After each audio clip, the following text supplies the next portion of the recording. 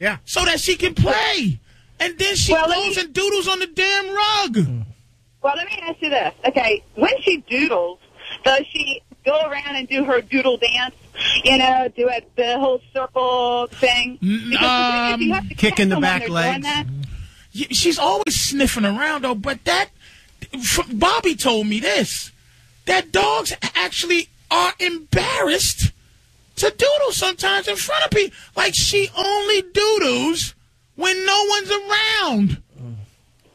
Okay, wherever she's doodling that, you need to put a pee-pee pad there, okay? Oh. Start off by doing that. Plus, also, the scent is already there where she's doodling. So you need to try to, there's a lot of different products on the market that you can use to try to get that scent out of there, because she thinks, okay, well, I pooped here, and here I'm going to poop here again, because I did it before. So the scent's there. You need to try to get it out of the rug or whatever it is that you have down, at that particular spot where she keeps going. Right. And then, put a pad there, because, number one, she's going there already. But won't that have her think that that's her pee place?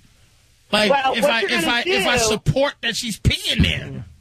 Well, what you're going to do is move it gradually towards where she's supposed to go. First off, I think you're giving her a little bit too much room to run, being a young puppy like that. If you're giving her the entire house to run in, then maybe you should try to restrict it off to maybe a kitchen area, or, maybe a laundry area or something like that, and try to keep her confined. Now, when you guys are out paying attention to her and she's, and playing with her, then bring her out at that particular point. But maybe confine her to one, smaller area. Make sure she has her pee-pee pads in there, and then that way she knows that that's where I'm supposed to be going. I'm going on the pee-pee pad, and right now I think you're just giving her a little bit too much freedom for being such a young puppy. Maybe like you talking right now, Joyce.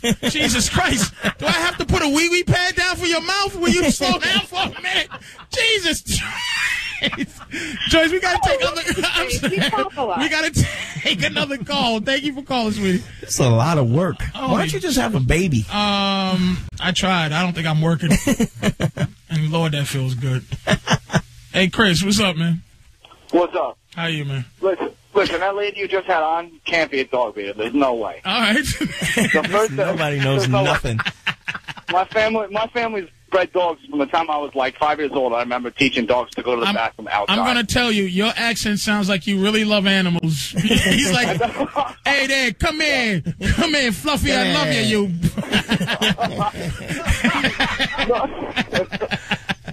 Go ahead, man, I'm sorry. No, but the first thing any dog breeder will tell you is there are no bad dogs. There's just unattentive owners. Okay. All right? If you know your dog's going to go, like if you know your dog, you can know your dog. You look at it, and you know it's getting ready to, it'll circle, it'll walk in circles, and then it'll take the dump. Right. You catch the dog as it's circling, pick it up since it's a puppy, walk it outside, and let it go. It's that easy. Once it goes, a minute. So basically, what everybody's really saying right now, I hear, is wee pads are ridiculous. They're retarded. They're a way to make money off your pet. They're like coats. You don't need to buy a coat for your dog. Oh, boy. All right, thanks for your call, dude. We have to think about this. Oh, man. Sounds like more time. You're going to put more time watching them. And Oof. Boy. Steve? Hey, what's up, Patrice? How are you, sir? I'm trying to figure out this whole thing with this dog. Please help. Listen, here's the deal. When we were growing up, if we did something wrong, like what did our parents do to us? I got a beating. Yeah, exactly. Exactly. Okay, I got two dogs.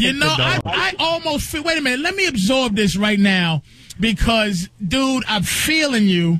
I had a dog that back in the day you punched it in the eye. That's it, and they start going outside. But it's just the same thing as children. We can't do it. And that's it. We can't. All right, punch it out. All right, thanks, man. We cannot. You can't do it no more.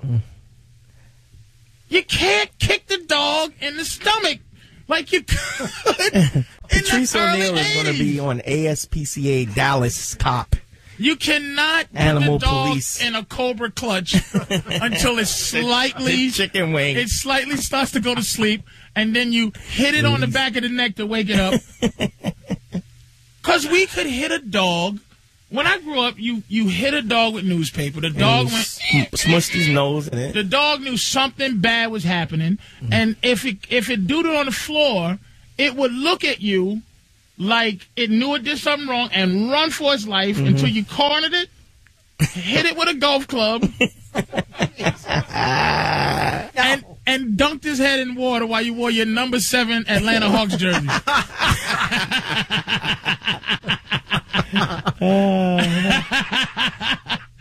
Oh, man. I'm going to take a couple more calls, man. Justine, make it quick, beautiful. What's your advice?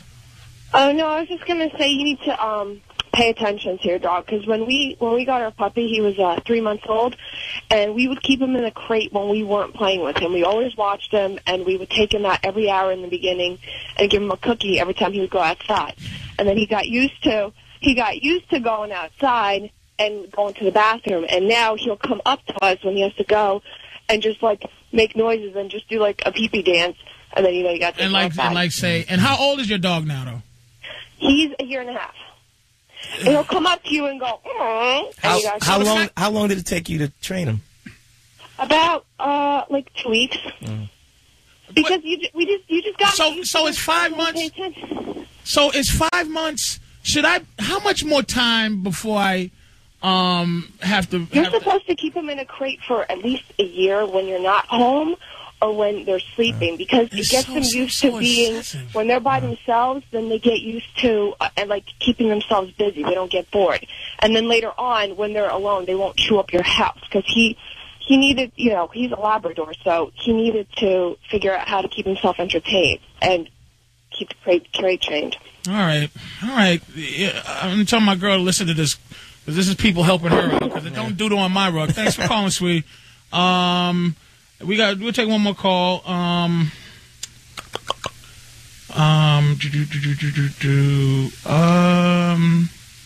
Let me take JP. Yo, Patrice. Yes, sir. What's up, bro? Enough with these women. It goes in the house, they put it in the face.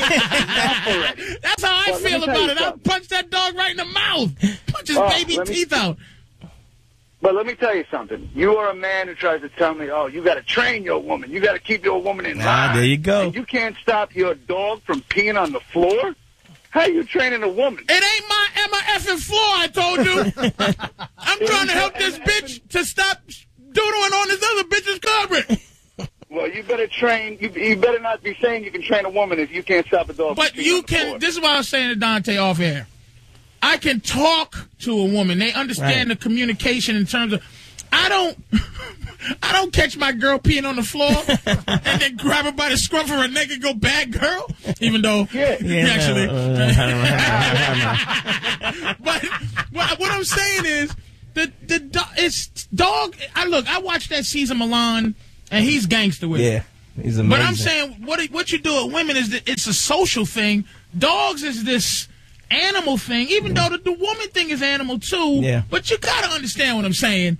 What are you... I mean... You got to figure out what relates to what. Some pimps hit their women, and some pimps don't.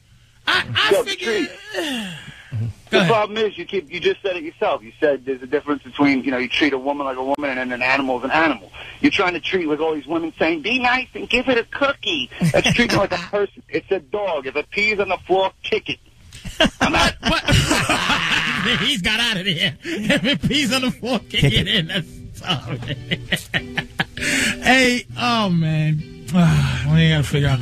At least we're going to take another break. Hey, and when we get back, a special guest, man. Yeah. One of my favorite people in the world and comics to boot.